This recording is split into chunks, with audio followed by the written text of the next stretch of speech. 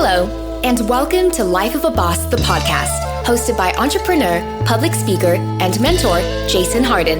This podcast is all about helping audiences create and reach their own definition of success through positive thinking, perseverance, and personal development. Having survived extreme obstacles from an early age, such as cancer, poverty, abuse, family dysfunction, and even homelessness, Jason has learned how to master the art of resilience and defy all odds to become the boss he is today. So, get ready for some serious game and remember to keep an open mind. Now, without further delay, here is your host, Jason Harden.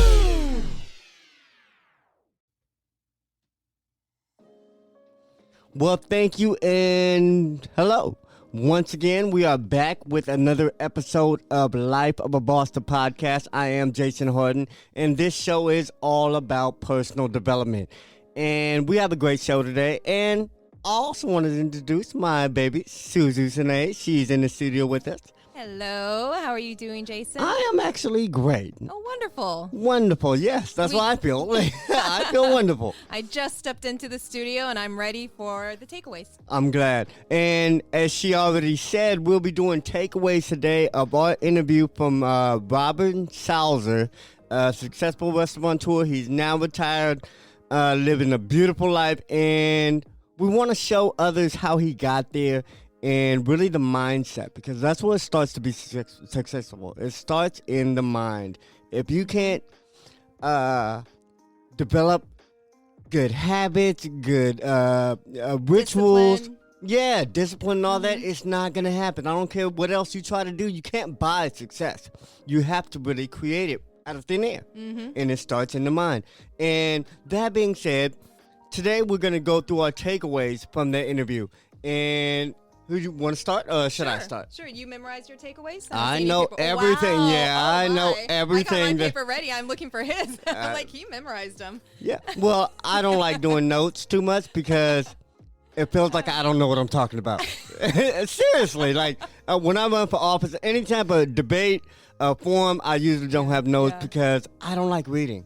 Yeah. While I'm talking, while I'm engaged, I hate reading. So that's why feels less authentic. Exactly. Yeah. To me, it might not be. You know, some people are great at it, but for me, it just doesn't carry over well. Yeah. That's so, okay. Anyway, do you have would you like to start? I will start. So Wonderful. The first takeaway is a quote from Robin, and it's I'll give you a 6-word formula for success: to think things through and then follow through. I love and that. I had to go back and I had to figure out which 6 words of this was the formula, but it's just think things through and then follow through. And that is a recipe for success. Yeah. What does that mean to you? So I can't really say I always follow this recipe or formula, but because thinking things through for me, I can overthink way too easily. So I for me, it's getting that inspiration. Yeah. And then following through on what inspired me. That's good. That's good. For me, it's more like visualization. For me, like before I do anything, it can be a project or it can be as simple as cooking something, but I have to see it first. I go through it all in my head, and then I do it. If I don't see it, I don't even act on it. Yeah, you don't even know where to start. Exactly. So, it's like a roadmap, you know? I'm not just going to start and whatever happens. I usually try to see the end result before I even start. Yeah. I don't always do it that way. But then again, I don't always follow through on those things that I can't visualize. So no, but you do follow through on a lot. So on the stuff you follow through on, what do you do beforehand? I guess I do have some type of, I'm visualizing something. I do have a starting point. That's all I need. I don't need a lot more of all the in-betweens. I just need a jumping off point, like a starting point. So you don't ever have to see the end to start? No. Well, that's good. I'm saying we're all wired differently. And however or whatever gets you to take action is good. Because then I set expectations for myself. And not to say I don't want to succeed, but if that's a whole point of why I try, then I can be disappointed and I don't enjoy my journey. Oh. Yeah. And one thing you have to do is enjoy the journey. Because if you don't enjoy the process, you won't appreciate the result. Exactly. Yes. Wonderful. Perfect. I love the way you said that. My first takeaway that I got from Robin's interview was people only remember what you finish. Oh, yeah. People that don't stood out to remember me, what too. you start. And Yeah, there's a lot yeah. of false starts. And that's so important to me because I love to execute. Mm-hmm.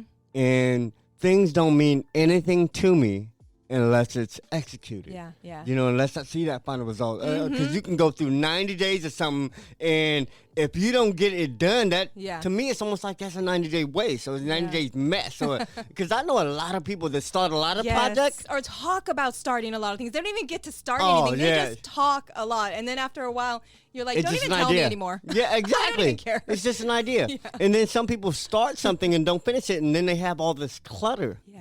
They that have too. clutter, whether it be physical clutter And then or they can't mental let go clutter. of it either. They didn't want to. They started it. Man. They don't even want to finish it, but they can't let go of it. It's like almost like a hoarder mentality, you know? It is, And I don't yeah. like that because you have to have the end result for it to even matter. To me, you know, Yes. that's the only way I get things done. And it's the only way I actually try to start things with it, like bringing us back to the last point, is starting things with the end in mind. Yeah. And if we never get to the end, I get upset that I even started it. You Especially know? if you want to measure, if you want to have some measurement of whether you succeeded with what you had envisioned. Exactly. Yeah. And on top of that, it's what builds that influence.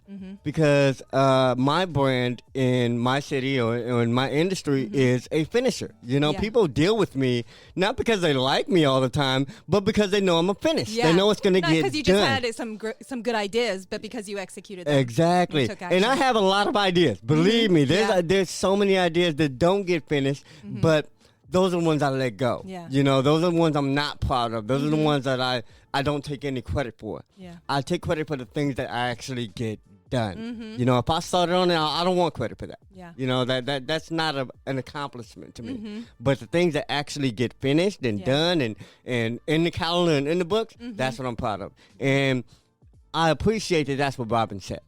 Because it's true. It is People very, don't very true. remember you starting a project. People don't remember a good idea that was just an idea. People remember a bad idea that got done. Yeah. You And know? somebody could take that good idea and run with it, and they would have, every right to. Exactly. For those that have great ideas and no finish in you, don't get mad if somebody else runs with it. Be happy. Yeah. As a matter don't of fact, let that good idea be wasted. exactly what they say. The richest people in the cemetery. Yeah, that's the most valuable piece of property. Yeah, because all the great ideas died with them. Yeah. So there's no more great ideas than in the cemetery. Yep. Yeah. Anyway, what's your next takeaway?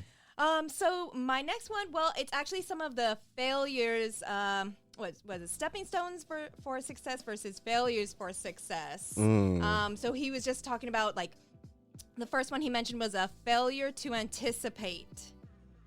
Another one is failure to communicate, failure to collaborate, failure to innovate. I don't know if you want to take these one at a time. Failure to pre-solve problems, and failure to motivate. So these were ways that people can basically fail if they don't focus in on these components. Yeah, and what I got from that is that's how to become unsuccessful.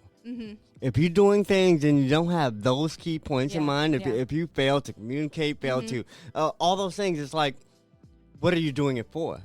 And those that to me is the recipe for failure. Yeah. You know, it's not the fact of not trying. It's not trying with the right ideas in mind. Yeah. Also, learning from the failures, so you can turn these failures into ways that you can learn to succeed next Absolutely. time. So it's just perspective. Yeah. Well, it creates an opportunity. Yes. And if you don't see the opportunity in what you failed at and correct it, then it's just that. It's Yeah. a failure. Okay, well, what's next? Okay, this is the last one that I have, and it's another quote. It's, when somebody would mistreat me, I didn't mistreat them back. I just didn't have time for them. Oh, And I love that. That's so- wow. and That's some boss shit to It say. is, because it takes a lot of maturity. It takes a lot of humility. Yeah. To not want to get back at somebody because they did something for you. They hit me, so I'm going to hit them back. And, you need a lot of maturity. Yeah. And I think he had that maturity pretty young, and I think honestly that perspective and that mindset is probably a lot of what also helped him to succeed. Yeah, and speaking of his maturity growing at a young age, for those that don't know, Robin started out as a dishwasher at an IHOP at 16 years old. Yeah. By the time he was 23, he owned that IHOP. But not just from working at IHOP. He did a lot of different jobs, side hustles, working, multiple different ways of income. Yeah, it wasn't just... He envisioned owning that IHOP. Yes. But he had to work other places to save money to get that IHOP. Yeah. And I think that was one of the most inspirational things I got from him is his work ethic. Yeah. And that's what I wanted to talk about. One thing that really stood out to me is that every time that Robin had a problem, he didn't really pay for the answer. He didn't really go find the answer. He just worked harder. Yeah. He outworked every single problem he had. And I was really trying to get the secret to success. When during the whole interview, I'm like, okay, what was that? Was that an investment? What was it? And it was that. Every time he had a problem, he outworked the problem. And it didn't take being a genius. It didn't take a college degree. It didn't take other money that he didn't have. Yeah. It took his own intuition, his own action, and he turned that into the solution to his problem. Mm-hmm. Yeah, and making some hard decisions. Like when he said that he worked, when he became a franchise owner, he had to fire all of his friends. And rehire except for one person. Exactly. That can't be easy. No, especially when he said he transitioned from employee on Sunday to the owner of the restaurant on Monday. Yeah. And you're 23. You got people that are in their 40s and 50s working for you. So you have seniority. You have a lot of personalities and egos that you have to manage. And some people might have just tried to make it work and didn't try to skip the hard step of letting go of everybody, rehiring new people. Yeah. And he learned. He transitioned very well. He kept the one person that was respectful and that helped him, make it happen. And he let go of everybody else eventually, and I appreciate that level of maturity came at such a young age. So you have to be willing to make those hard decisions. You can't just go making everybody happy. It's like that's not part of success. Success is what it is. And it's doing what needs to be done. So another thing that I appreciate what Robin said was he never missed a payroll. And one thing that I guess it was after the interview when we spoke, he told me that he would, he was actually, doing pretty bad, like financially. He didn't have it all. Like you think when you get a restaurant, it's super like millions and especially at IHOP or his restaurant when he owns Robin's Barbecue. But people don't see the struggle of having to pay everybody on your payroll. And Robin told me he would drive his pickup truck on the way home, and he would pick up bottles and cans. As a side hustle on top of what he did. But he would pick up bottles and cans to help supplement some income so he can help pay his employees. And he never missed a payroll. And that's sacrifice. Yeah. And people don't understand it takes sacrifice. Robin sacrificed college years. He sacrificed partying. He sacrificed money and going out. He sacrificed his 20s to build the lifestyle that he has today. And just being at his house a few weeks ago, I can tell you he has a pretty good lifestyle. Seriously, hanging out at his mansion at the San Rafael neighborhood it's just ridiculous what he has created by sheer hard work. It wasn't handed over to him. No, he wasn't a trust fund baby. He didn't he wasn't gifted at IHOP. He wasn't gifted $1 million. He didn't somebody didn't die and leave him with a bunch of money that he did something with. He created it from nothing, but that something or that nothing was his work ethic. And that's what I appreciate more than anything else. I do too. It was a great interview. I really enjoyed listening to both of you. Yeah, I enjoyed it too. And Robin keeps saying it could have went on for hours, and I bet the way he talks, it definitely could have. Yeah. And one thing I wanted to touch on is Robin's ability to be diverse. He's a white guy. I'm gonna just go ahead and say it. He's a white guy, but he has awards from the NAACP. And he's been on the board of the NAACP, so he works with everybody, and he didn't cut anybody out to get to where he is today. And I think a lot of us think that we have to, I guess, be, I don't know, evil in a way or selfish in a way. Or choose one side or the other. Yeah. And the cool thing about Robin is we don't have the same beliefs in everything. You know, for those that don't know, we debated each other. I think it was last year in the electoral race in Pasadena because we supported different candidates. So he doesn't just agree with everybody. And that's one thing I respect about Robin is that a lot of people expect us not to get along because they think I'm from this side and he's from that side and I support this candidate and he's supposed to that candidate and we're not supposed to get along. But the coolest thing is that I get along with Robin way better than some people that vote the way I do, you know? And that's because we can see and listen to each other struggles and stories and all that. And we don't just, and I can see his reason for voting the way he does. And he can see mine. So it's all about understanding. And that was the key to his success was he can interact with everybody. Yeah, he's a true people person. He is. And it amazes me how some people don't like him, and I can see why. But just like people don't like me, you know, I can see why they might not like me or how abrasive I might be for some people. I hope everybody can see that about themselves. I can understand, because I can understand why somebody wouldn't like me. Yeah. Like, you know. If you think you're perfect, you got a problem. Right, you should always understand that you have things about you, you know, characteristics that maybe somebody doesn't like. Yeah. And that's okay. And it's perfectly fine. Even if you think you're a good person and people hate you, let them hate. Yeah. Do not do something don't try to extra. persuade somebody you don't even like. And that's the point. It's being polarizing. Yeah. To be great, you're going to have people that love and hate you. And I was taught a while ago that there's no money in the middle. If you're trying to please everybody, you're not going to please anybody. And you're going to be kind of a sellout. Yeah, but you will be a sellout and you will never be selling out for the right reason because you're not going to be authentic. And it goes back to being authentic. And one thing I can say about Robin is he is totally authentic. Robin is totally himself. He says what he wants. He says what he feels. But one thing I respect, and this is another takeaway, is that Robin takes action. You know, he does run the Hot Meals program. He does give up 100,000 free meals to the people of Pasadena who can't afford it. And him, with the help of the late, great Walter Jackson, made that happen. But I appreciate him because he takes action. There's a lot of people with a lot of opinions. There's more opinions than there are assholes. You know what I'm saying? I mean, seriously. There are. Every asshole has a lot of opinions. That's why.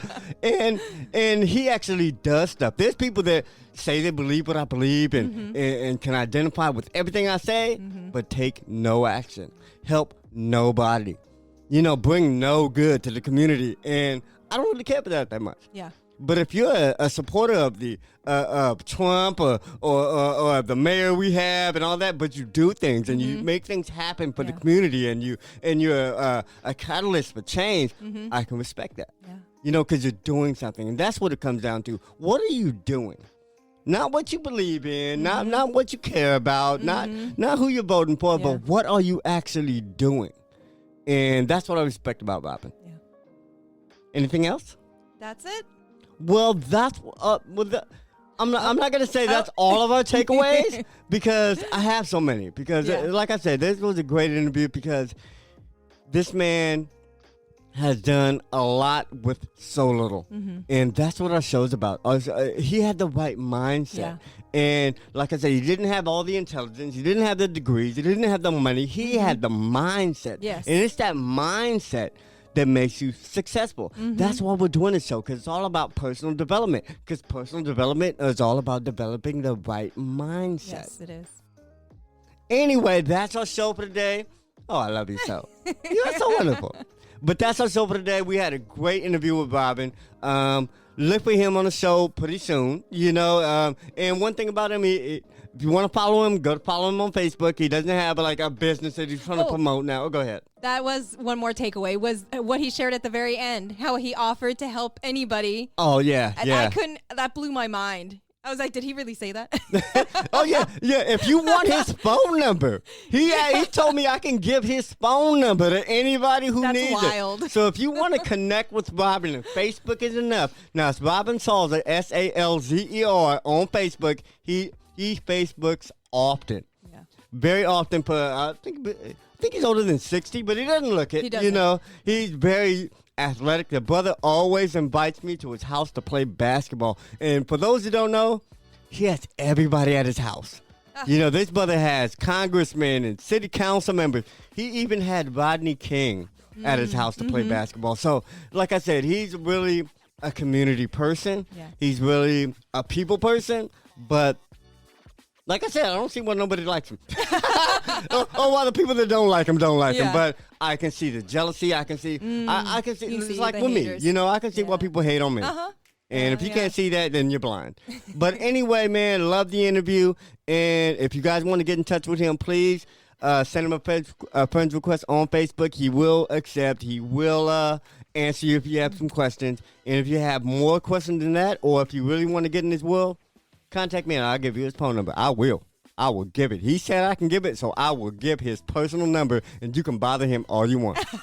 All right? It. Anyway, man, I love y'all, man. Keep checking into the podcast. We're out 2 days a week, every Monday and every Thursday. Check out a new episode, and check out lifeofaboss.net. And I love y'all.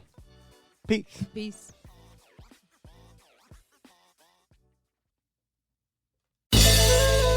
Did anything stand out to you in today's show? If so, let us know.